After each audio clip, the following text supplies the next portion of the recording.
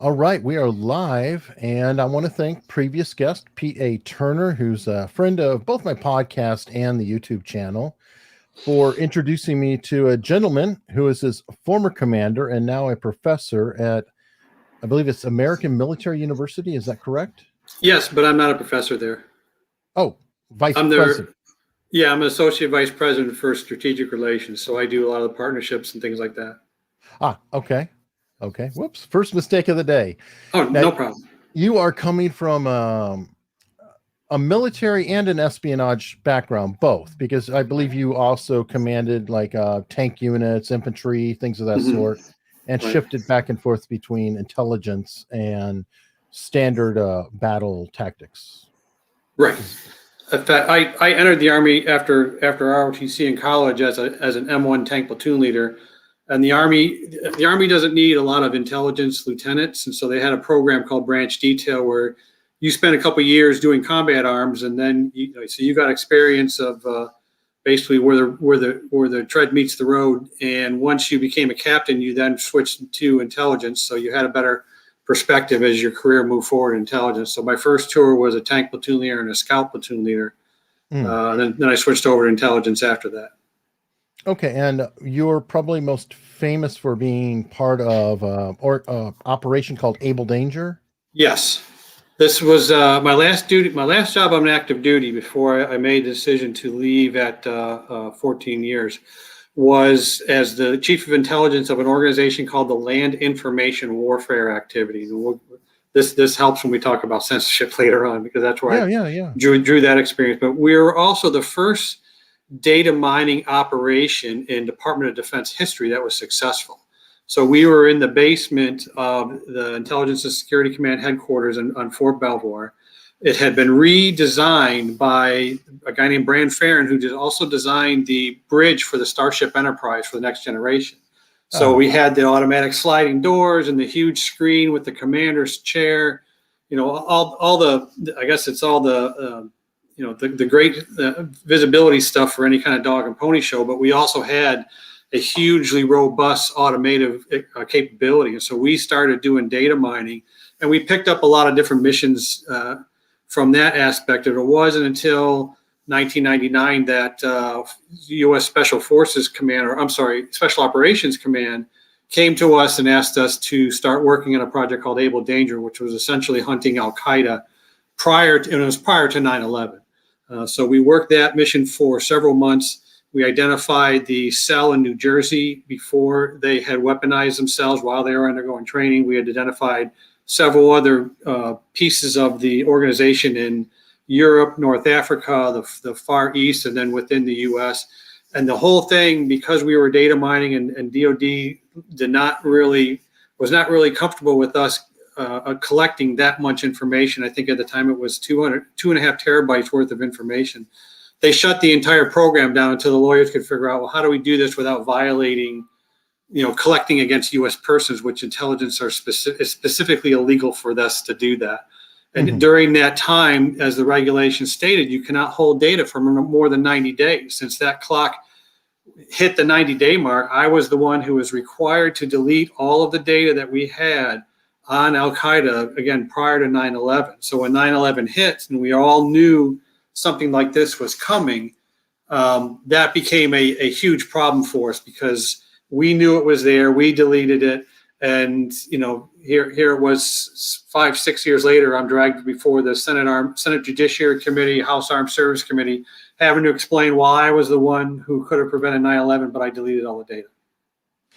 And that's horrible, and I'm probably going to be a pain in the ass because I'm going to push back and forth on some of this, especially with now, because a lot of this resulted in the Patriot Act and things of that sort, where they were kind of, I think some would argue, became overzealous and started to pull every bit of information everywhere about all of us. And while you had information of what was going on, there were other people who seemed to have information too, like FBI agents, that said these strange people don't want to learn how to land planes. There's something going on here. And there was a lot of information that was known, but it seemed like nobody talked to each other.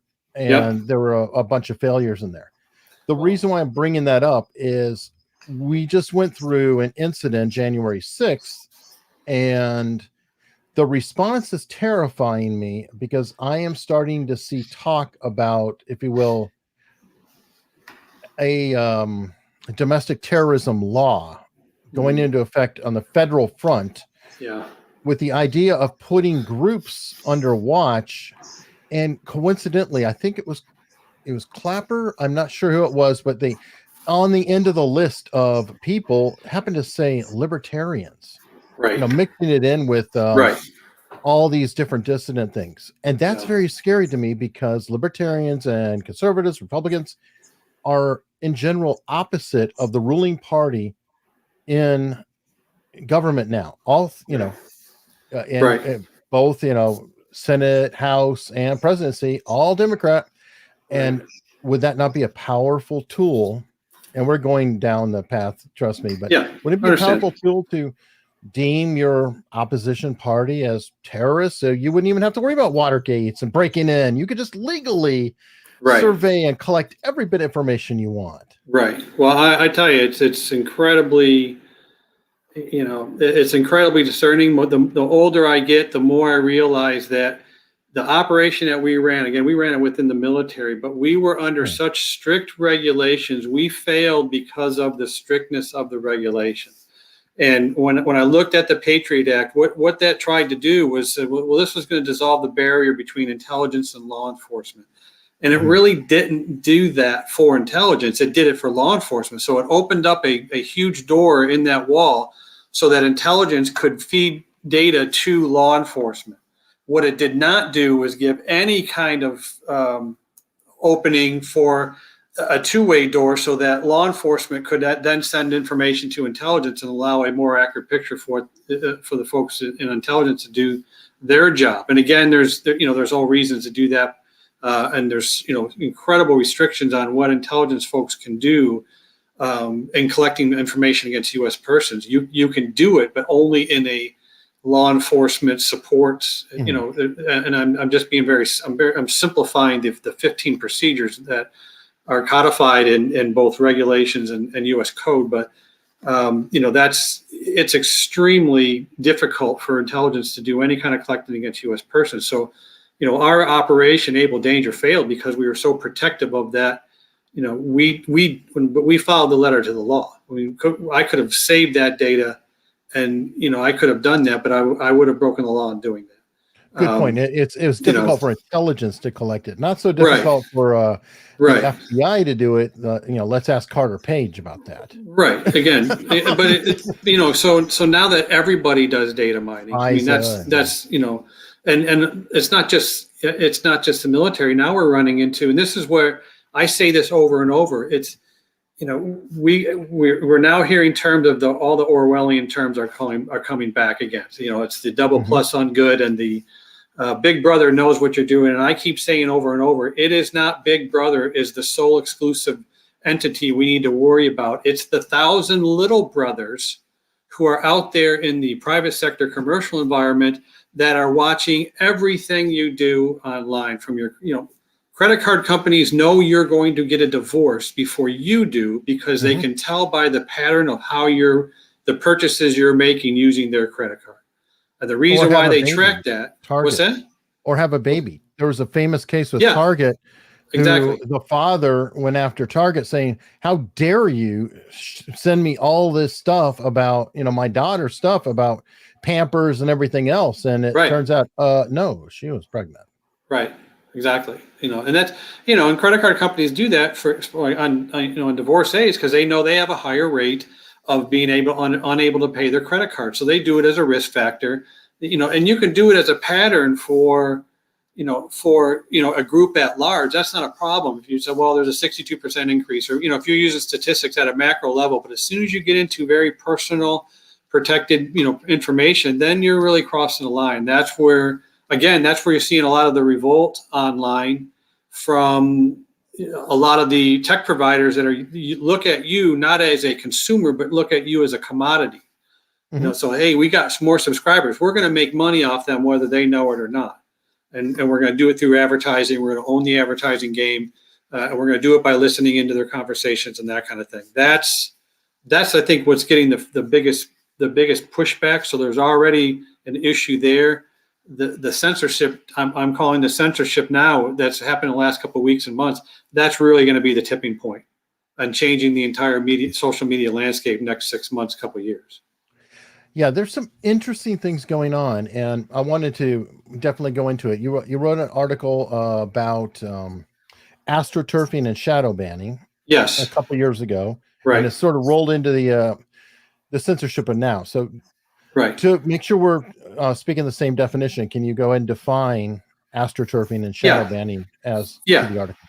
Astroturfing is simply, well, and I guess here's the easiest way to couch it. Everything that you are hearing on the lines of censorship, whether astroturfing, channel banning, ad hominem attacks, account locking, demonetization, all of them do one of two things. Either you are trying to promote the message that you agree with, or you're trying to demote or kill the message that you don't agree with. And that's, and all of these have a dual purpose. So if you're just looking at, and I remember it was in the 90s where the term spin became a big deal. It's like, oh, you're spinning the news. Well, what they're doing is they're simply trying to take information that has come out and then repackage that so that it's favorable to the position that they want to hear. That's what spin does. Or by the way, slander or attack the other message in the same. So you're doing both. You're downgrading the message you don't agree with or your opponent's message, and you're trying to upgrade your message. What shadow banning does and what astroturfing does is now we're doing this behind the scenes. And so the consumers of our information don't even know it is going on because they don't know the code behind a certain platform or something like that. Astroturfing is a way to boost up the search results or to boost up the popularity or where it's, the positioning of a particular website is or story, because whoever runs that site wrote an algorithm to make sure that gets boosted up. Shadow banning is the opposite, is a way to I will not say secretly, but covertly reduce the amount of traffic that a website is going to get, or reduce the amount of hits or followers, or who sees your material, or who is, if you're subscribed to your subscribers. Oh, by the way, congratulations on 14,000. That's fantastic. Thank you. But again, it's shadow banning is a way to say, well, he's got 14,000. He's not going to get a single one because nobody else is going to see his message, and we're going to write it in an algorithm, and they're never going to know it unless they see other indicators like your revenue drops off the face of the earth or something like that. That's where and again, they're all techniques that are now used. Now that I already spoke about, intelligence is no longer the purview of just government and DoD. Neither is information warfare. And so when I see somebody say, well, you justify, you're against censorship, but you justify it in this case. It's censorship and all the attributes to it, from the placement, the emphasis, to blocking the message, to demonetization. All of those are valid for national security reasons when you're going after a foreign threat. When you're doing it against other Americans, you are now doing it without giving them their due diligence or their rights as a U.S. persons within U.S. law. And that's, you're not giving them the same, you're violating their rights as Americans. If they're a foreign threat, you don't have to worry about that, because that's not, that's a national security issue. Okay, now on that, I'm going to jump around a bit. I've had a couple CIA agents on. Okay. One of them, Sarah Carlson, was talking about how, whenever every day she was out there looking, she would be going on Facebook and going on Twitter and looking at what the locals are doing in Libya. She was in different areas in Libya that she cannot discuss, blah, blah, blah, blah, blah. Right. But you can get a lot of information, and I believe they call it open source intelligence. Yes. By people who are actually posting just naturally whatever they are doing. Right. And the question is that if they are freezing up their message or they're mucking with it, is that in effect not getting in the way of potentially intelligence gathering? Or let's take another case. let's say here in America, by censoring out messages, are we hiding somebody who's potentially becoming radicalized and a danger and the ability of others to talk them down? And I'm going to go on a tangent, but I don't know if you've heard of the Boogaloo Boys. Yes. A new organization. Now, they disavow members who they say are, quote, assholes, Right. that they've got to stop, within the organization. But as they put it, if they're frozen and they can't communicate, then they don't see this, quote, asshole making the comments and getting out of hand. They can't talk this person down or control their own people. Is this some of the threat and danger you see by shadow banning and freezing up? Right. Well, I mean, we've had shadow banning for years, and that you've seen then, a lot of these, they call it alternative social media. It's really what I'm calling second generation media, and they're going to bypass the first generation very quickly because, again, shadow banning and these other techniques, they've been going on for years, but now we've reached the tipping point where overt censorship and, delisting accounts and shutting down accounts and things like that. I mean, the Epic Times was banned by either Twitter or Facebook this week. Are you kidding me? It's a newspaper.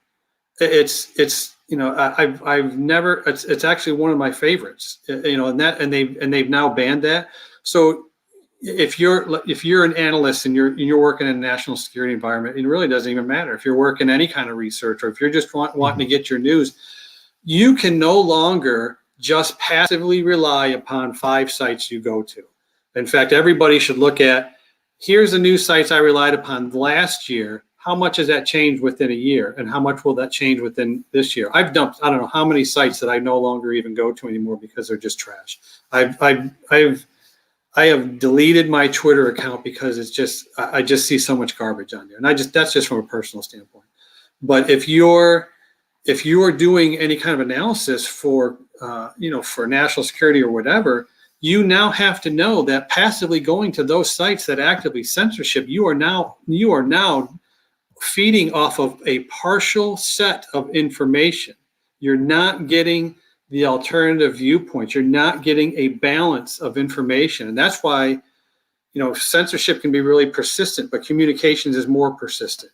And that's why you're going to see, you've already seen it, but you're seeing a continued explosion of second generation sites. And then there's just, I know everybody can list them off the top of their head of all these new sites that are going up, and you can't just kill Parler and think that that's going to take care of it. That's, again, for every one of those that you try to squelch, several more are going to pop up. That's just how it works. That's just how communications work. Even the Iron Curtain, we had Voice of America, Radio Free Europe, and other, BBC, tapping into Eastern European countries to get the word out. Was it propaganda coming in? Probably. But at least it was an alternative viewpoint. And that's the censorship. It is so risky that it almost always backfires in the long term on whoever's practicing it. And so the first thing you're going to see is, again, the entire social media landscape is going to change very rapidly. Let's say the censorship was the tipping point where a lot of Americans have just said, you know what, I've had it. Not even Americans, just, countries from around the world, consumer, just like, you know what, I've had enough.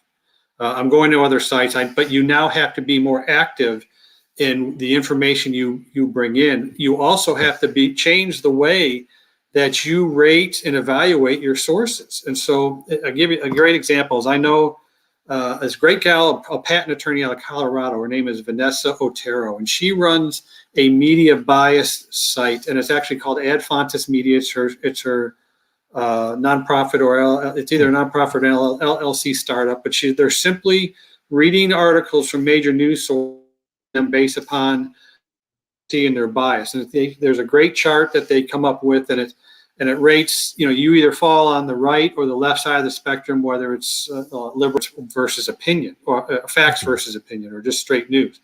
And you'll see that all the sources are in a great bell curve. That we've now reached a point where the problem is they're making this chart on different publications. All the different news sources are listed, but they're doing it upon only those 2 criteria. And they're doing it by reading the articles. Well, how do you rate an article that is never allowed to see the light of day?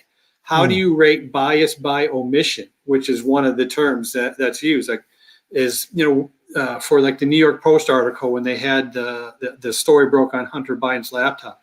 How do you rate anybody toward that if they're not allowed to even publish about that, or they're not allowed to talk about it, or certain hashtags? And so now you have to evaluate your sources based upon their freedom of information. Do they censor? And not just news sources. You need to look at the platforms. Facebook is not a news source. It's a platform of several news sources, but they are one of the now controllers of information that can squelch any of these news sources at a whim. Or you can even go to the large tech providers, whether it's Google or even internet providers themselves. You have to look at the entire path, and that was just an article I wrote on the path of censorship. You have to look at that entire path from the sender to the editor, publisher, to the platform, to the provider and the publication, to the receiver. There is even censorship being conducted in China on consumers of information in the forms of a social credit score. And so it's, you know what? It's like, you're going to read those articles. Okay, we're going to note that you read those articles. So if you're going to read them, we're going to lower your social credit scores. If you do, if you don't read them and you're being a good communist, then we're going to up your credit score, and that's going to allow you to get loans. It's going to allow you to shop in certain areas, or whatever benefits that are attached to that. That's how you censorship the receiver of the information. You're going to make them fearful of even wanting to hit the link and read that information. Well, they're doing that now, and I've actually got a super chat here from my own commerce. But is there any way for the average person to know if they are shadow banned? Which is a fantastic question. It depends on the platform, and the best thing is, like, if you have a YouTube channel that has any kind of monetization, all the YouTube channels that I rely upon, every one of them have shown on their channels, like, here's how our revenue has dropped by 85% overnight. That just doesn't happen because we said something bad. That happens because algorithm was put in place that denies our readers, or denies our viewers this channel that even know that we exist. And so there's, you got to look at which platform specifically, then do research to show that of other folks that have come out to say they're doing it, and then apply those indicators that says that happened to me as well. Okay, and I can say that there are ways. I believe you're a math guy, statistical and things like that, where if you're looking at a video on YouTube and it hits that quote cliff, that's sort of a sign, because it's naturally going to have an up and then a gradual, a slope down. But if it's just a straight up and down plummet, it does make you wonder. You're like, well, wait a minute, why would it? Geez, all of a sudden everybody's so interested in this video at 5,000 people. Oh my God. And then all of a sudden 10. Yeah. Wow.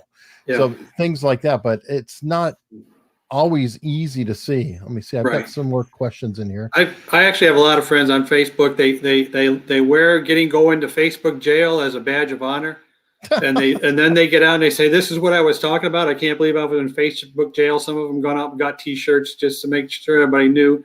So the other way to know if you're going to get shadow banned or banned is depends on what you talk about. If you're talking about a certain subject and you're going to hit a hashtag that says that has been banned, guess what? You can just predict you're going to get it. Yeah, if you talk about somebody with the initials AJ, for example, I guarantee that exactly. You're going to suffer a little bit. Yeah. Gavin Stone, who's a supporter of the channel. Hi, Eric and Eric. Do you know if Daisy Chain is still operative for the U.S. government to monitor all open source information on social media? I do not know, and if I did know, I would say I do not know. Okay. I am still, again, as I spent 30 years in intelligence, I think that the intelligence community by and large is a complete honorable profession. We've gotten such a poor rap in movies and entertainment and everything else that we're a bunch of folks huddled in a dark room that can find any piece of information. There's a lot of hard folks that do a lot of hard work, so I support them completely. I have yet to find somebody who's just has been so sinister that they rank as a villain in the way that they do them in some of these movies. Yeah, but you get a lot of assholes. And I've gotten the impression lately that yeah. I mean, I've gotten the impression there's a war within the intelligence and There law is. enforcement field, where you There have is. some old hardliners who cleaned up the FBI after J. Edgar Hoover, Right. and they've been essentially run out, and it has become a very, very political organization. And I've also been told the Right. CIA, same thing. Right. So while, yeah, they're not necessarily twirling a mustache, they definitely are politically motivated individuals who are in there, the Right. Peter Strzok's and whatnot. And that has caused immeasurable damage to the reputation. Yeah. Well, and you just answered the reason why. If anything that politics touches, it ruins. Whether it's movies, whether it's sports, whether it's intel, and unfortunately, law enforcement intel are now being affected by it. As soon as we allow that, and I just read an article about there's 6 priorities for the new the Director of National Intelligence and what they need to do, and the number one piece in the article was like get the politics out, and it said because of the last 4 years, politics has been horrible. It's not been the last 4 years; it's been the last 20 years that politics has seeped in. It's not just one administration; it's all of the recent administrations, and it's nobody's fault. It's just the way that we gravitate toward that, and that's unfortunately, when you work, intelligence supports politicians. When you do that, politics is going to seep into intel. So it's not as much as we need to go and clean house with everybody we disagree with. We need to go and set up a method of ethics and professionalism that has to be revisited. Not let's purge everybody who we disagreed with from the last administration. That's all that does is say we're going to clean up politics by adding more politics. It doesn't do it. Well, and that is what's happening now. That's why we're having these extreme swings, I feel. Right, exactly. I have friends in the intelligence community that I know are on a complete opposite end of the spectrum I am, but they're fantastic folks. I mean, they've done excellent work. I'd trust them in a second to do a great intel read. Unfortunately, I did not have the experience of running into somebody who was just so overtly political. I take that back. There's a couple of them. They just had to say, you know what, we can't work with these guys anymore. And they got promoted. Or gals. Right? Or gals. Some did, some didn't. What's funny is that follows you in the contracting world. So when I became a contractor for a small company, and then we were later bought by a large contractor with the initials Lockheed Martin. When I worked for them, I was getting resumes for hiring people. I'm doing an entire class on how to get your resume squared away for the intel community or for a security job. I have personally vetoed resumes that have come across my desk because I knew this a-hole in a different life, and just toss it right there. Just several times I've done that. Intel community is not that big. We everybody knows everybody. Just like the Marine Corps, just like special ops community. All right. Speaking of controversial figures who came out of the military or intelligence field, I understand that either you did train or your organization trained the individual formerly known as Bradley Manning. Yeah, I trained him. Yeah, he went through our counterterrorism analysis class. One of the jobs I had as a contractor is I ran the Army's. Actually, I founded the core team, and then we grew it from 7 to 150 instructors. It was all the individual training that Army intelligence analysts had once they left the schoolhouse, basic training and the formal courses. So while they're at their unit, I had about 150 instructors that was going out and doing teams or bringing folks in. And Manning did come in for a counterterrorism analysis class that I had designed and created. I had a team of folks that were instructing him, but I am certain that he was in one of our classes during that time. But you know what? When we were teaching that many folks, they're going to come and go, and you just can't predict all of them. Well, yeah, of course. I've talked to former cops that there tend to be a lot of creeps who try to become cops. That doesn't mean that they become it, but they have tests and different things to try to weed them out, but you never know. I mean, Lee Harvey Oswald got his marksmanship training for somewhere. Yeah, he was a Marine, wasn't he? He was a Marine. Absolutely. In fact, you know what? They talk about that. I think it's a movie Full Metal Jacket. They talk about they do. It was all the killers that were Marines. Exactly. So. That crazy stories behind that movie, which Yeah. is insane. Okay, so speaking of time and movies, let's talk a little bit about the other subject. Now, Sure. you somehow got roped in to an investigation for a Dan Cooper. You want to talk about that? Right. I like how you call it getting roped in, but after I testified before Congress, I started getting a lot of calls from different places, and in fact, I even had a guy in the second testimony follow me out into the hallway in the testimony room, was asking me very personal questions, and I was getting very protective. And he said, asked me, "Hey, what are you doing now? What's going on with your life? I hope everything's okay." And I finally had to stop him because I didn't see him as a reporter. I was like, "I don't know who you are." And he goes, "Oh, I'm sorry. My name is Kirk Lippold. I'm the commander of the USS Cole that was attacked in '99." And I felt horrible because we also had intelligence that would have saved, or at least given them warning that this attack was going to occur.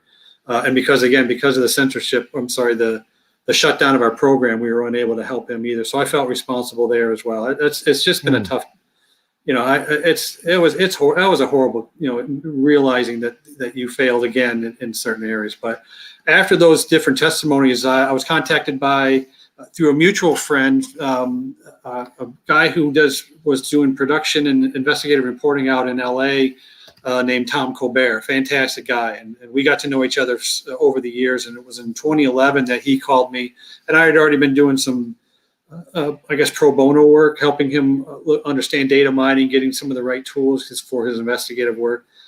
He gave me a call in 2011. I was in the middle of a proposal for government work. He said, "I got this guy. I'm doing an investigation, but I need your help because I need an intel guy to take a look at what I have." And it was, he goes, "This guy, we think we know who DB Cooper is, and he's living in San Diego, and he has a yacht. He owns a yacht called Poverty Sucks, and we're trying to get law enforcement to pay attention to him." I was like, "Well, what are you presenting to law enforcement?" He said, "Well, I have a 70-page dossier that I built on this guy, and I'm putting it on their desk, and nobody's paying attention to him." It's like, I wouldn't pay attention to it either. 70 pages that I got to read in my day of all my other investigations. So I said, "Look, give me the information." He sends it to me, and I got together with one of my instructors that was teaching a tool called Analyst Notebook, which is a link analysis tool. And essentially, just you're able to put people, events, any kind of entities, a boat's account or whatever, and you just draw links between the two, and you're able to build a great link chart that says this is what we have. And the instructor came back after about an hour and a half. Actually, that afternoon, he just says, "I don't want to work on this anymore." It's like, "Why not?" He goes, "Because he's killed people." I said, "Yeah, I forgot to tell you that. He's done some other stuff in his life." So let's talk about that. Let's go through the history of this guy. Well, and before we do, I've got one question because I know that it'll come out. I've got some really sharp people. Yeah. Is there a risk because he came to you saying, "Hey, I have this person. Right. I'm trying to get them to pay attention," versus, "Right, "I have this case." Some could say you're arguing to a conclusion that you already have. right." Is that a problem? And how do you? It is, but that's not. I guess that's not how we approached it. And then here's the whole. And I wish I could talk about the other cases, but we're in case. And they've all had the same pattern where a lot of times when a case goes cold, it's because and follow me along this timeline. You're looking at, here's all the things that happened up before this case started.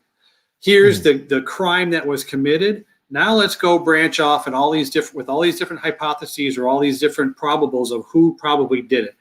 And that's when the case grows cold. When you're trying to then dive in 20, 30 years later, you're recreating the same pattern of analysis. And that's why everybody, when their case goes cold, your case goes cold.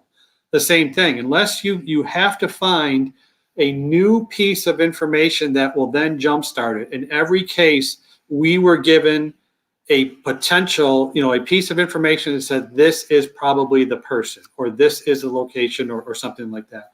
And then our investigation started from a reverse standpoint. So we took that as one possible answer, as the one that, and then started saying, let's confirm or deny that this one person is by going reverse through the analytical process. And if he's not the guy, he's not the guy. In fact, the first guy that we had was not the guy. It's hey, look, I got this guy, and we think that's him, and it wasn't him. it was his friend. And so as soon as we started, we started looking at the information, and my friend Tom started doing more of the investigation, he learned that I was off. We were totally off. But in the process of being off, the reason why we know we're off is because somebody else's name came up, and he has more indicators on him that he was DB Cooper. And again, guy's name, we can talk about it because his name's in the book that Tom published a few years ago. Sure. His name was Robert Rackstraw. And he had, as we started then investigating him, too many other things were put in place, and nothing was going against him. And we couldn't even find corroborating or exculpatory information that said this guy wasn't him. He was at the place. He was a Vietnam vet. He flew helicopters. He was in Vietnam. He was airborne qualified. He had all the skills to do the crime itself. And he was thrown out of the Army because he lied about having 2 bachelor's degrees. So he was disgruntled, and he had a motivation. Then we went on even further with other things that he had done in his life. He had let's start from the beginning and go through. Oh yeah, okay. His story sounds really, really interesting. So if you kind of go back to, I don't know if you would start in Vietnam or what, but it sounds like he's a colorful individual. That's probably the best, the best place. I mean, it's, the entire time in Vietnam as a warrant officer, we know that he flew, he flew different helicopter missions to identify when enemy rocket fire was coming in. It was a way to triangulate the electronic signature by flying several helicopters. We have a more sophisticated way of doing that now, but that's how they did it in Vietnam, so they could pinpoint where it's coming from. Well, he flew those missions, but his entire life, and I'm just summarizing it now. What's that? Were they combat missions? Yeah. Oh, yeah. Anytime you're in the combat zone, if you're tracking incoming rounds, they're combat missions. Mm-hmm. But his entire life is I want to call it one grift after another, one thing after another that he was always involved with. And so, at one point in his life, he took on an identity of a Swiss millionaire and befriended a local community in Northern California. In fact, I'm now friends with the folks that knew him personally. Facebook friends, and we've chatted every so often, but he took on the name Norman D. Winter. And the reason why he took the name was because he knew of Dick Winters before the Band of Brothers. Dick Winters was the company commander for Echo 506 and during World War II. So he took on the name Norman D. Winters. And so that's how he came up with that name. And he promised the community all these things, and he was grifting money left and right, doing different schemes. And finally, then suddenly he just disappeared from that community. And as the DB Cooper story progressed, it was, again, he was the right place at the right time. He knew the right people.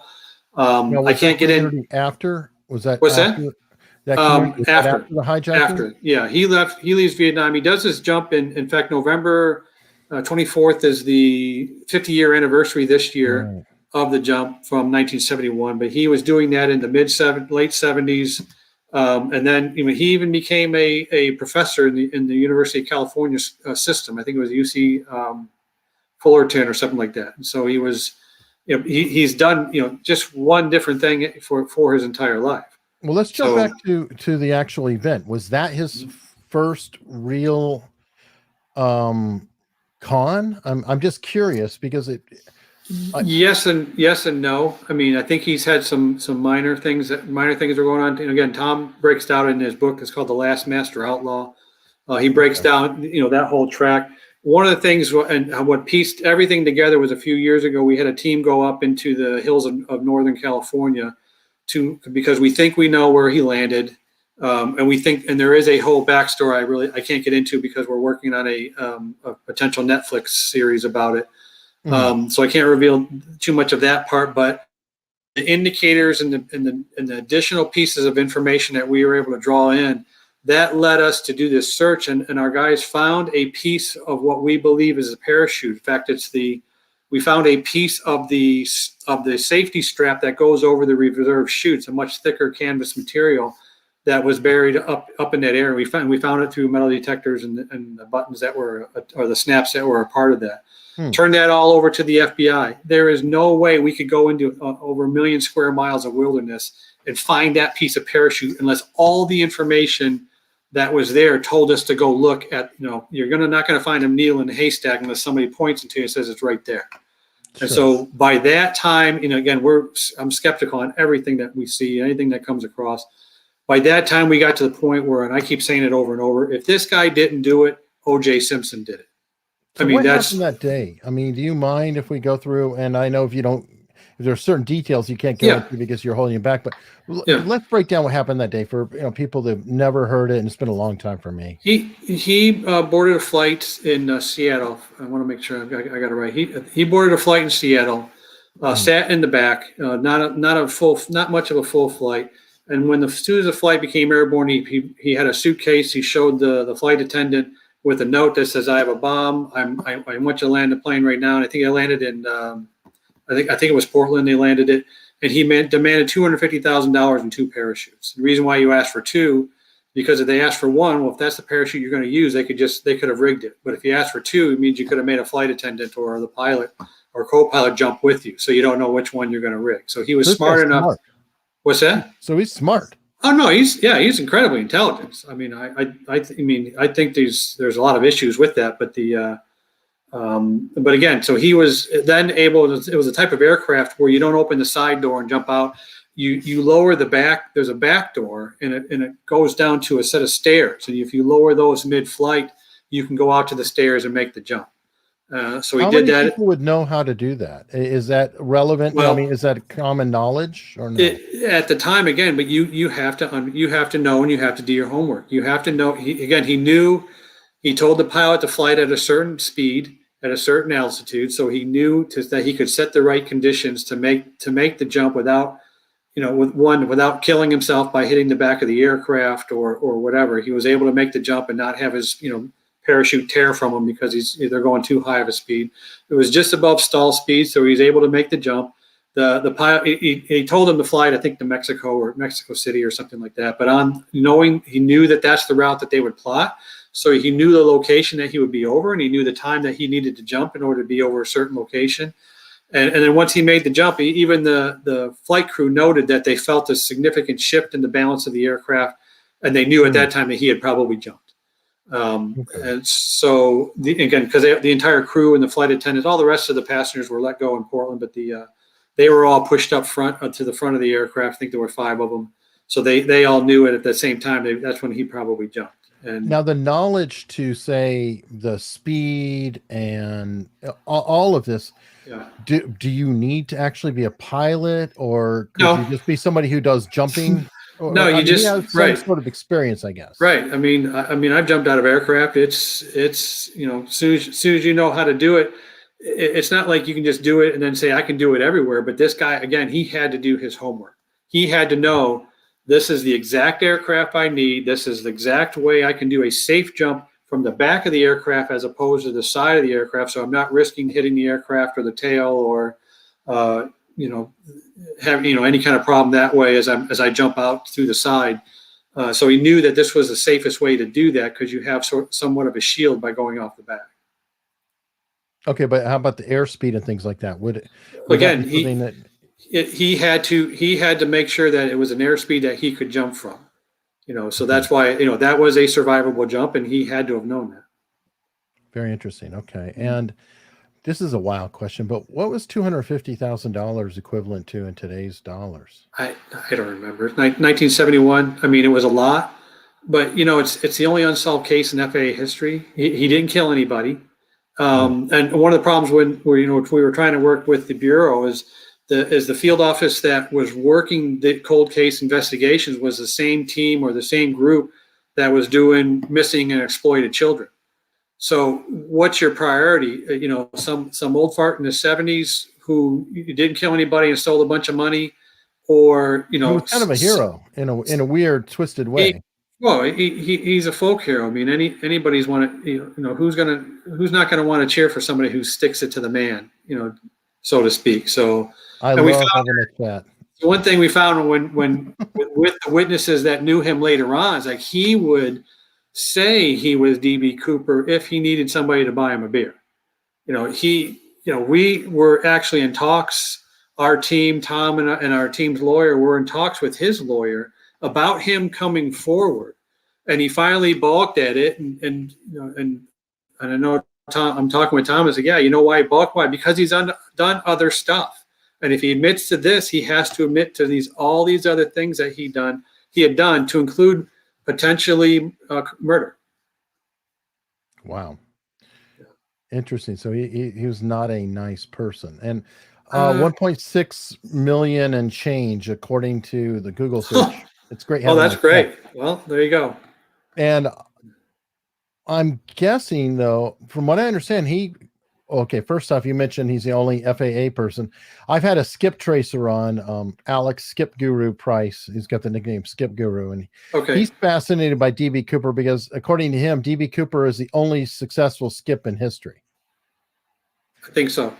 Yeah, I think so. In terms of a guy who, and there is something to be said for that. Whether he doesn't sound like a nice person or anything else, but that is an incredible feat. I don't know of anybody else who's pulled off this kind of audacious stunt. Right.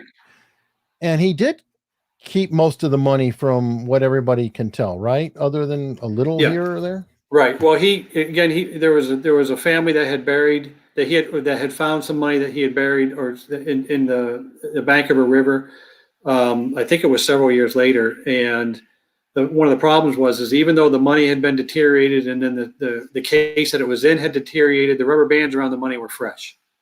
And so that's where, another indicator was like, you know what, though, this, and the other indicator we got was that he had told one of the sources that we had relied upon for investigation. He told them the night before at a party they were both at. He said, "See that family on the other side of the room? Yeah, tomorrow they're going to find a case of money."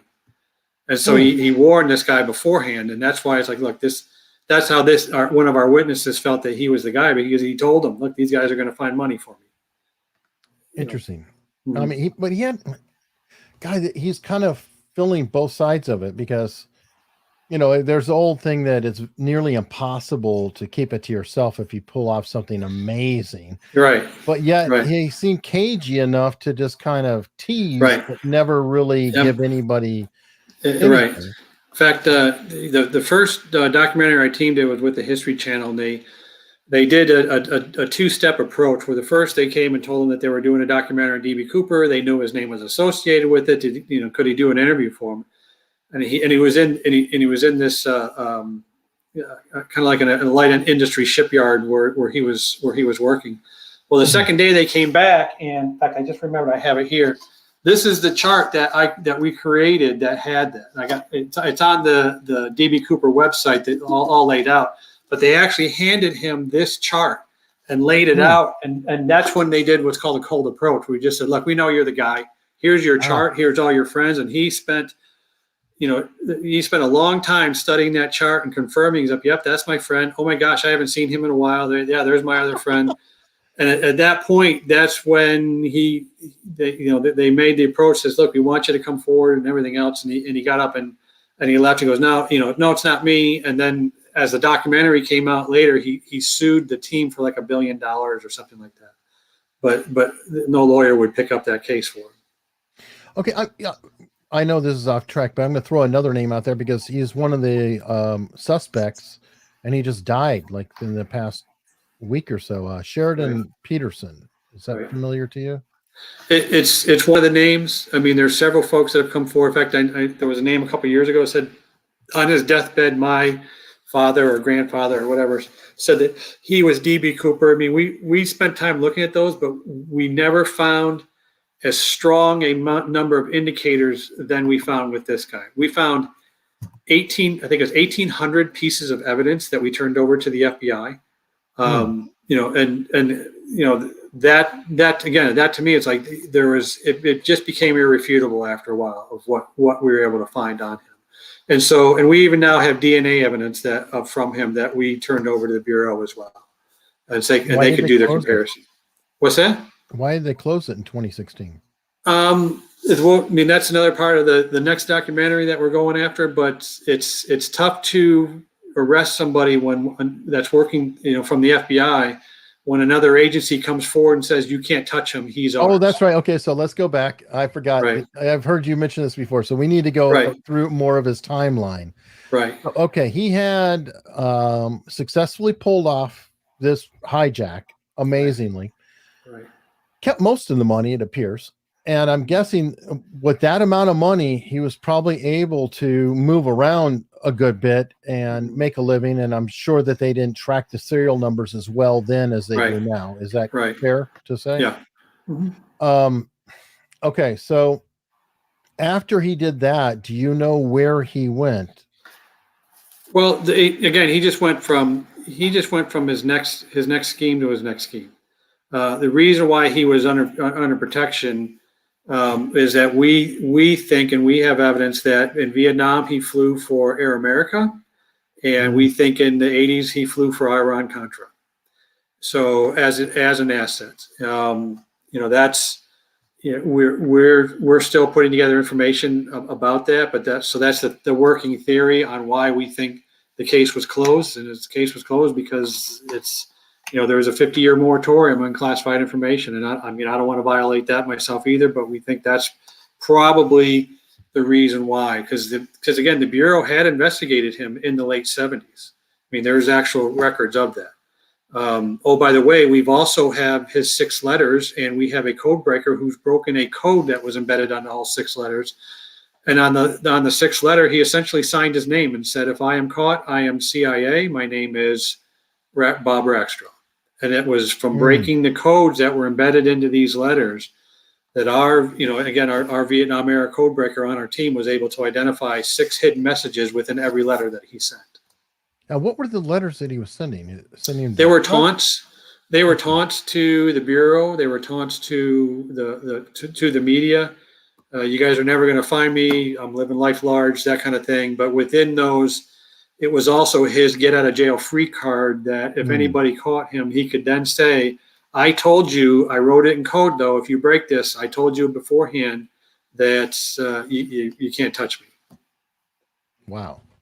So he really did have this is a character. I mean, everything you're describing.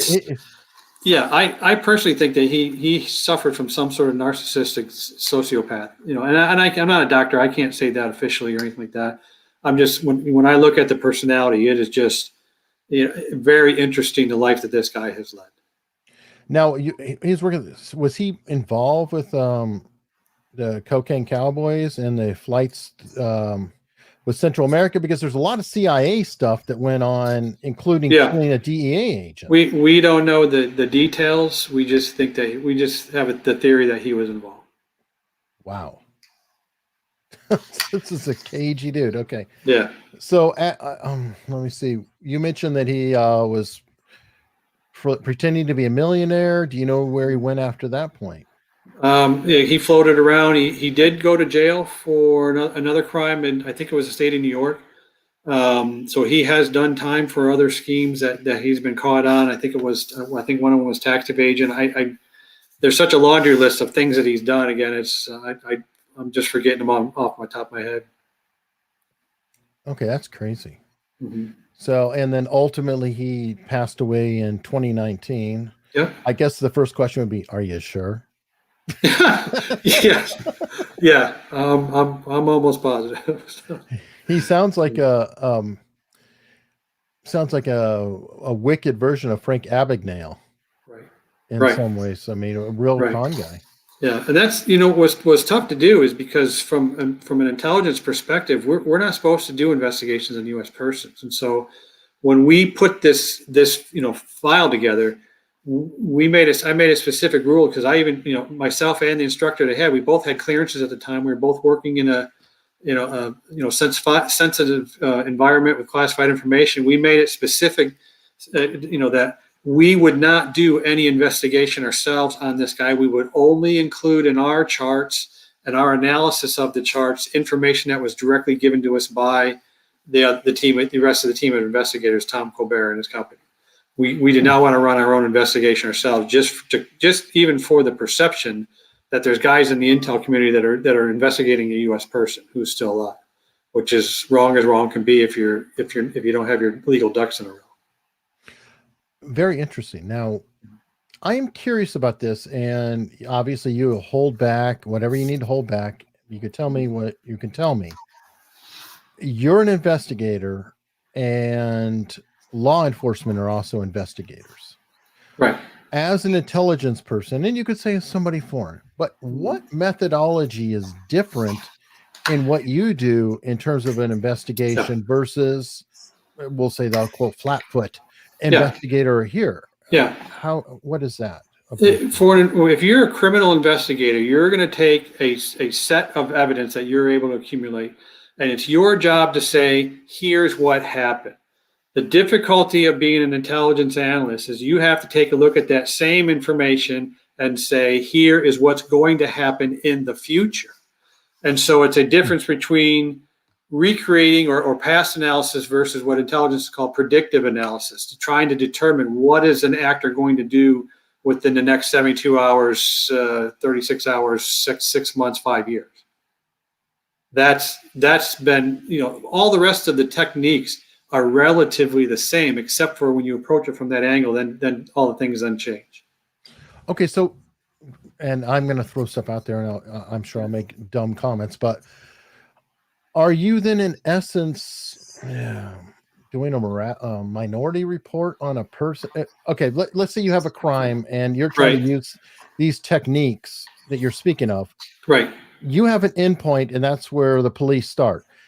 Are you going back further in time saying, will this person, this suspect at this point do this action? Is that kind of what you're saying? It's different. Like for Cooper, that case is dead and cold and everything else. So we were doing straight criminal investigation. We were using the same techniques. It was, the reason why we were able to, do a little bit, go further than anyone else had gone before is because we were using some of these data mining link analysis techniques that probably weren't done on this guy before. And so we're, by using these data visualizations, I've got that one chart I showed you, that's 70 pages worth of information, and you're looking at all of it at the same time. You're not reading through all 70 pages, getting to page 57, going, what the hell was on 13? We've surpassed the human mind's ability to retain information and associate things. And that's why data visualization is so important. For an intelligence and support of law enforcement is a huge thing now. It's about 80 years behind in terms of development through U.S. history in terms of how the intelligence community came about. But every single, like New York Police has over 100 intelligence analysts, and they're doing the same things. They're looking at anything from organized crime to gangs to, all right, we just had a change in the graffiti in our town. We've now seen graffiti from this group in an area that it never was before. That means this group has now moved into this area, and you can expect to see yada yada since going forward. That's really what the intelligence analyst is doing for law enforcement. It's providing them that that kind of deeper looks when they're not the guys going out and beating the brush and pounding on doors and that kind of thing. They have the ability to step back and look at lots of different sets of information that just your regular investigator just does not have time. Okay, is it a fair comparison to say it's like Kremlinology, where they would always say, okay, look who's standing next to Stalin now, or two away, or reading the tea leaves of a foreign actor? Is that in essence what you're doing here? You mentioned gangs or whatever, you'd be like, to a degree, shifting weird in that gang, so such and such may happen or occur. Right. I mean, to a degree. I mean, we were looking. I was actively involved when I was the chief of intel for land information warfare activity. We were looking at, we're doing support for the Kosovo War. We looked at these elections in the Philippines, and we were doing data mining of all the news organizations and all the stories that were coming out about this election. And of course, we had your Chinese sources, you had your American sources, and what we were able to find was all of the anti-U.S. sources with this election. We were able to identify the patterns of specific phrases that they would use, and that, how like, let's say a phrase like gravitas comes up. We could pinpoint where it started. We could show you how it reached and when it went from source to source, and how it became a talking point. And then at a certain point, that was no longer a spin or talking point that needed to be used, and then it dropped off. And so after the election occurred, we made this great product and sent it to U.S. Pacific Command, because another election was coming up in 2 years. So at that point, we had given them the template on how propaganda was going to be used against the U.S. 2 years before it was going to happen, because they used the exact same set of stories, exact same lines, phrases, everything in the same manner. And because they already had the blueprint of what was going to happen, the U.S. military could then counter that message ahead of time. And so again, that's where you get into the whole, this is how information warfare is used, is how to dominate the information sphere by countering somebody else's message, by refuting it or preempting it, or, or whatever. That's how, that's just one example of how data mining and intelligence can really helps out, because we would never be able to do that if we tried to do that all manually. Okay, well, perfect. And we're at an hour. Good news is that I think we're working out a panel right now, which would be you, the aforementioned Pete A. Turner, and Michelle Rigby. Oh, no Pete. No, I'm just kidding. Yeah, well, hey, he's working to earn his way in. We'll see how that goes. Right. And Michelle Rigby Assad. Okay. And you guys all together can help me comprehend, or help us comprehend, how in the world to collect intelligence, because I get the impression that there are variances between, depending on what you guys are doing. So absolutely, folks, that means you should really subscribe, because you definitely will want to be around for that. And for now, Erik, thank you so much. Yeah, and if you're interested in a lot of the stuff I talked about, I did recently publish a book called Intelligence Operations: Understanding Data Tools, People, Processes. It is incredibly expensive if you go to Amazon. So I would suggest that. Wow, I looked at it, it's like, I can't even afford that. I mean, it's an academic book, so kids in college look at it, it's like, yeah, that's what they rip us off for. But if you go directly to my publisher, cognella.com, they have a the regular price for it, so it's affordable. But it's on the DIA director's reading list, and it's been picked up all around the world for different schools and universities. Okay, and people can find out more about you too. Do you have a website? Or?